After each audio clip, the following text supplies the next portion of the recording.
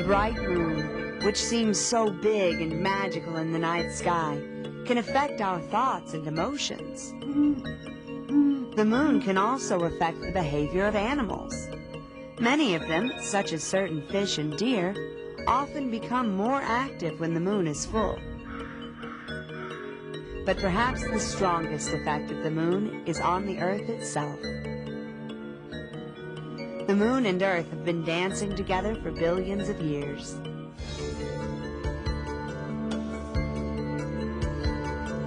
The Earth, nearly 4 times the moon's diameter, clearly leads the dance. But the moon, in turn, has important influences on Earth. Let's look closer at the moon and its partner Earth as they sweep through time and space together.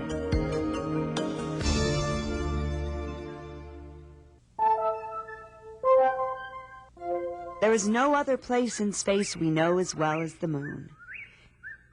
It's close enough we can study a number of features with unaided eyes, and lots of details with a modest telescope.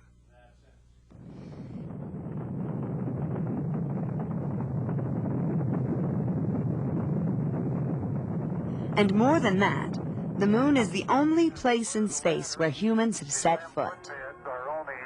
In a history book journey on July 20th, 1969, Neil Armstrong stepped from the Apollo 11 lunar lander onto the moon's surface.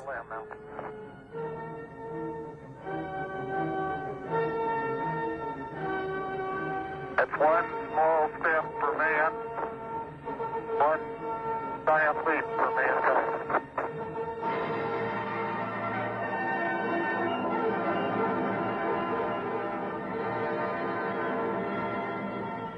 This trip, plus the 5 that followed over the next 3 years, brought back samples of moon rocks and dust, and some out-of-this-world experiences.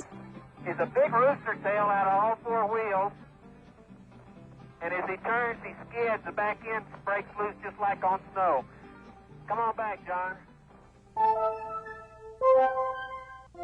The moon and Earth appear to have both formed at the same time about 4.5 billion years ago, from more or less the same type of materials. We are not exactly sure how the moon got started. Some astronomers believe the moon was created when a big glob pulled away from Earth. Other scientists think the moon developed separately from the same cluster of space particles that formed Earth. Still others suggest that the moon was created when Earth was struck by an object the size of a small planet.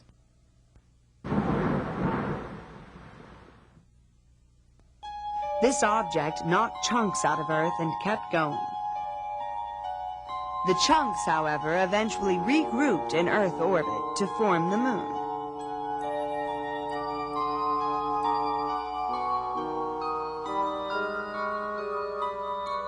At first, the moon and Earth were so hot they were molten, or melted.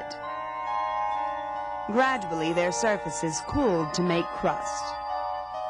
While the crusts formed, meteorites bombarded the moon and probably the Earth as well. Billions of years ago, space was much more cluttered with chunks of rocks and metal that collided with things in their path. The hardened crust of the moon preserves some of those countless early impact craters. Soon after the moon's crust developed, heat trapped below forced up volcanoes.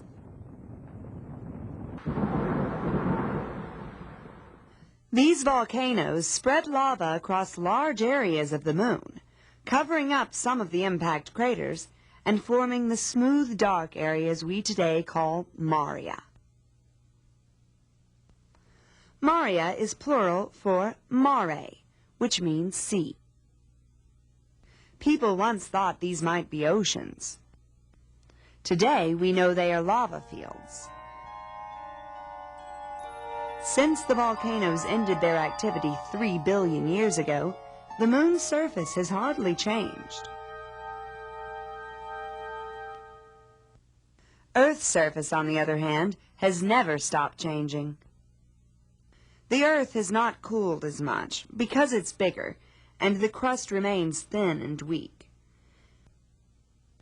In fact, the crust is cracked into about 20 pieces called plates. These plates creep over the molten rock below. By creating mountains, volcanoes, and other surface features, plate movements slowly but constantly change the look of our planet. Erosion also changes the Earth's surface. The Moon lacks erosion-causing surface water and wind. Although the Moon and Earth had a similar start, they have taken quite different paths, mainly because of their difference in size.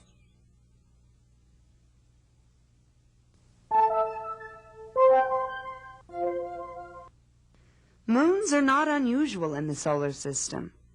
In fact, over 60 moons orbit other planets.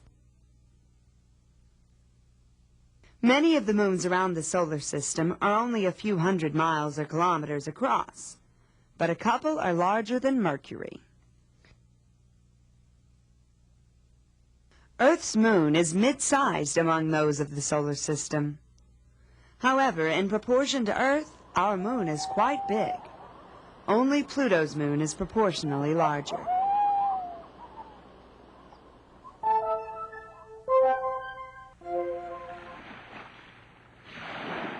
One of the moon's most noticeable effects on Earth is ocean tides. Tides are the regular rise and fall of the ocean's level.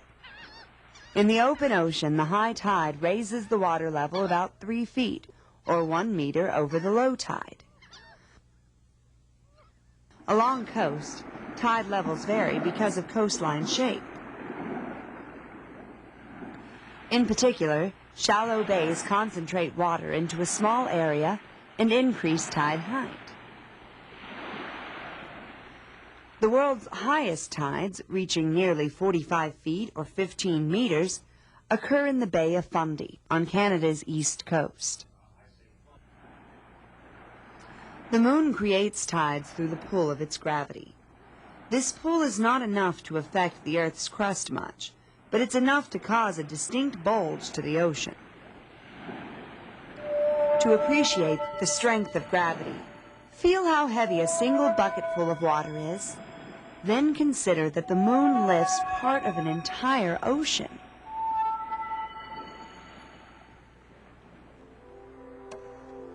The high tide ocean bulge always stays with the moon as the moon travels around the Earth about once a month.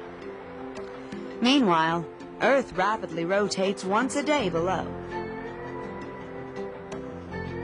From high above the North Pole, we can compare the progress of the high tide to the rotating Earth.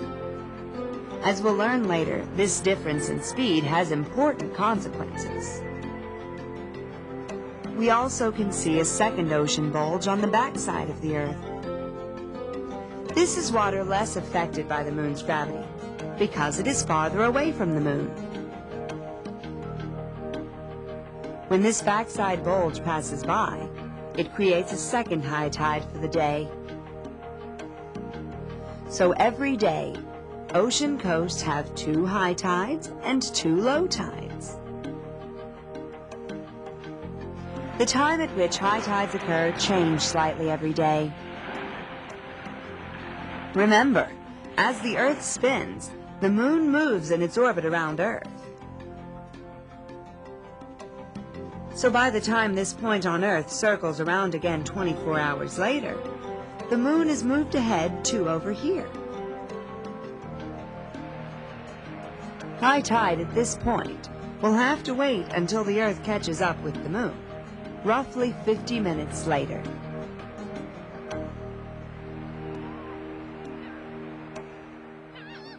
Long ago, scientists noticed high tide bulges don't travel exactly in line with the moon.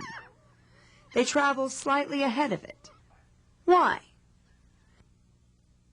As the Earth spins around quickly below the ocean bulge, friction between the Earth and water pushes the water ahead of the moon just a little. Over long periods, this friction and the timing difference between the Earth's rapid rotation and the Moon's slow orbit affects both dance partners. Astronomers calculate that every century, because of the Moon's pull, Earth's rotation takes about 1/500th of a second longer. A billion years ago, a day on Earth was only 19 hours instead of 24. In another billion years, a day will have stretched to 30 hours.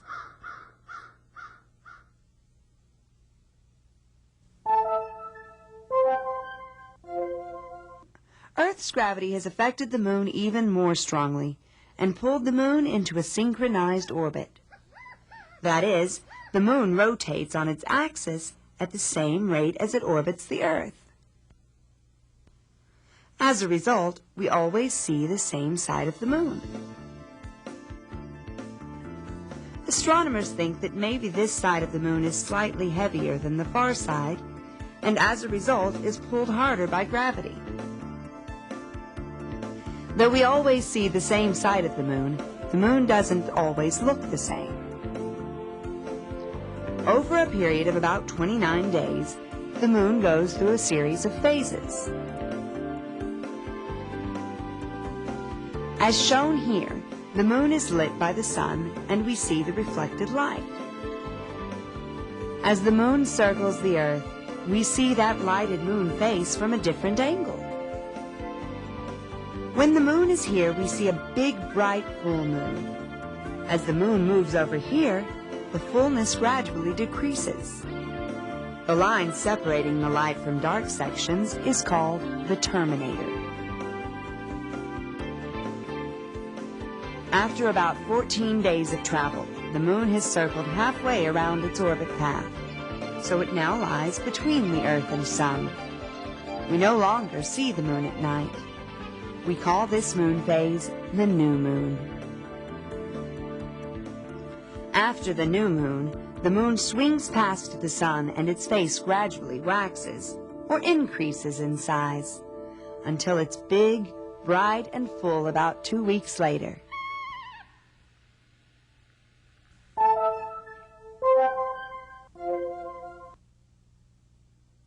When the Moon passes in front of the Sun, the Moon casts a shadow. Usually the shadow misses Earth, but once in a while things line up so the shadow lands on us.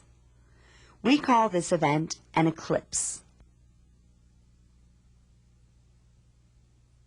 The Moon may only partly block the Sun, which we call a partial eclipse. When the Moon completely blocks the Sun, we enjoy a rare full eclipse. By chance, we live in a time when the Moon and Sun appear the same size in the sky. However, the Moon is slowly moving away from the Earth, about 1½ inches or 3 centimeters per year. In 10 million years, the Moon will have moved so far away it no longer will affect tides. Eventually, the Earth's rotation and Moon's orbit will synchronize, because the slow drag of tides and the Moon's gravity will gradually bring Earth's spin to a halt. Then, both Moon and Earth will dance, locked face to face, until they cease to exist.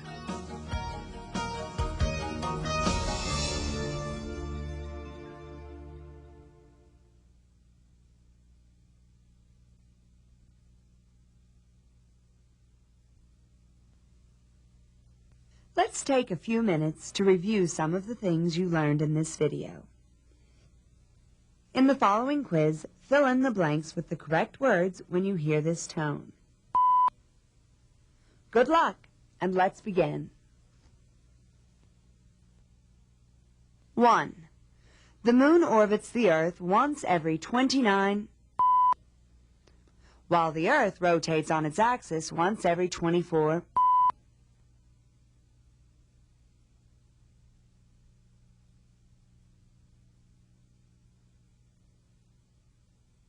2. True or false? The Earth and Moon seem to have formed from the same type of materials.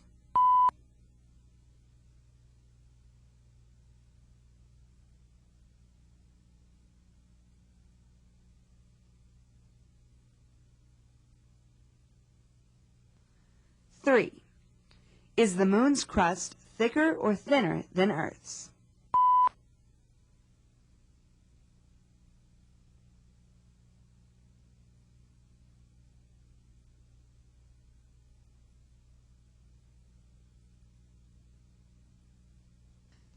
Four. Maria on the Moon are not seas as once thought, but fields of from volcanoes that are no longer active.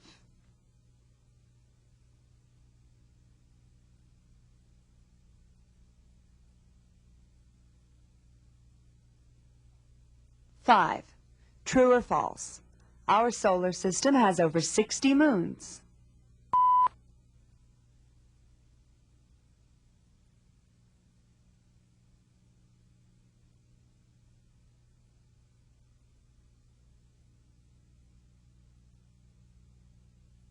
Six. The Moon causes tides through the pull of its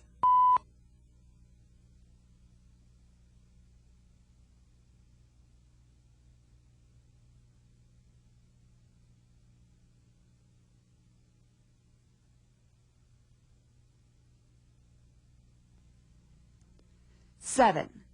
Because of the pull of the Moon's gravity and the friction of tides, is the Earth's rotation speeding up or slowing down?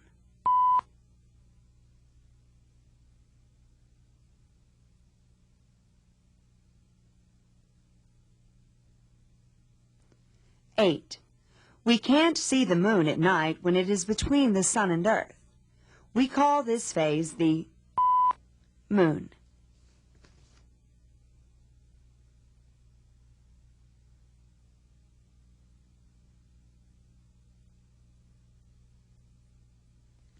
Nine. In 10 million years, the Moon will have moved so far away, it will no longer affect